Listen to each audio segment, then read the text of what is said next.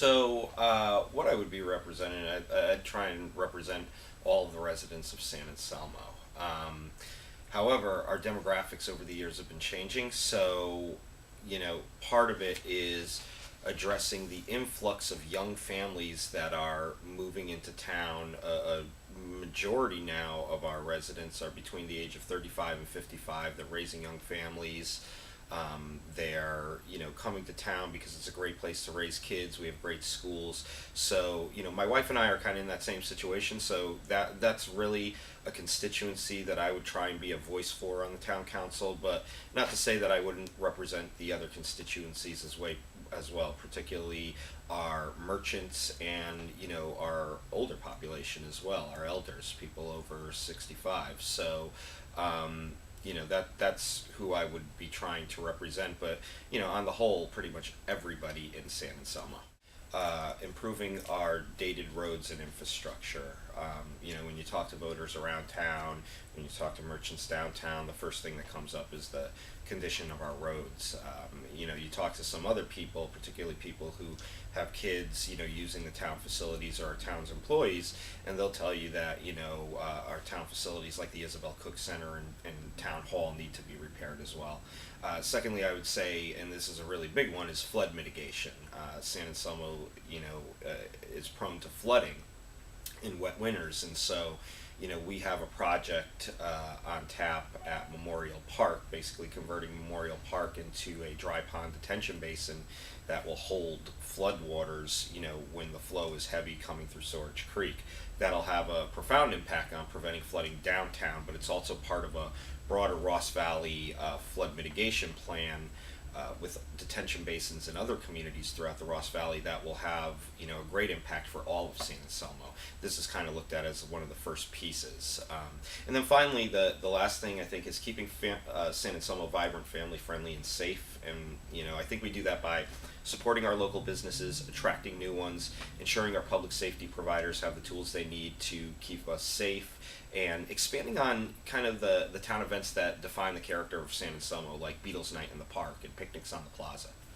I think number one, it's really providing clear oversight on our budget and really seeing where our money's coming in, where our money's being spent, and really looking at it with that narrow eye towards making sure we continue to increase our expenditures to the extent we can, and to reduce our revenues. I think that would be criteria number one. Criteria number two would be ensuring that even in tough budget times, we're not really sacrificing the top-notch services that our town's residents are accustomed to. We've had some bad budget years in recent years, and our town staff has really done an amazing job of doing more with less. So those would really be my top criteria.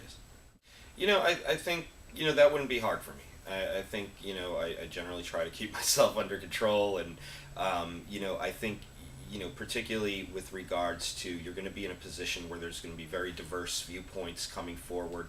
People aren't going to agree on everything. I think first and foremost, you need to be able to come in with an open mind, be able to listen to all sides, be able to work collaboratively with both, your town council, your colleagues on the town council, and the members of the community, and being able to put, personal preferences or, personal feelings aside when you walk into the room there and you're going to be taking a vote. I think those are all important qualities in a council member.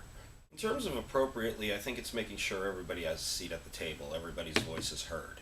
A lot of times people will dig in on an issue and they'll come in and they're not going to be, open to other opinions. I think that really, is the first thing, being able to work collaboratively with everybody. I think when you see it being done right, you see an involved community, you see a vocal community, and you see a good result come out of that process.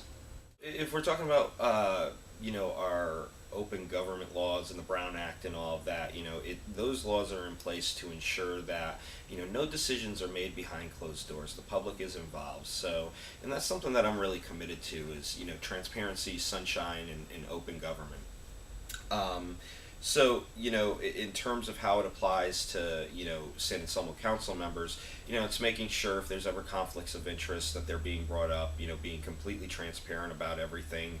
and ensuring that we're adhering to those laws, which again are created to involve the public and make sure that there are no two people or three people making a decision on an important issue.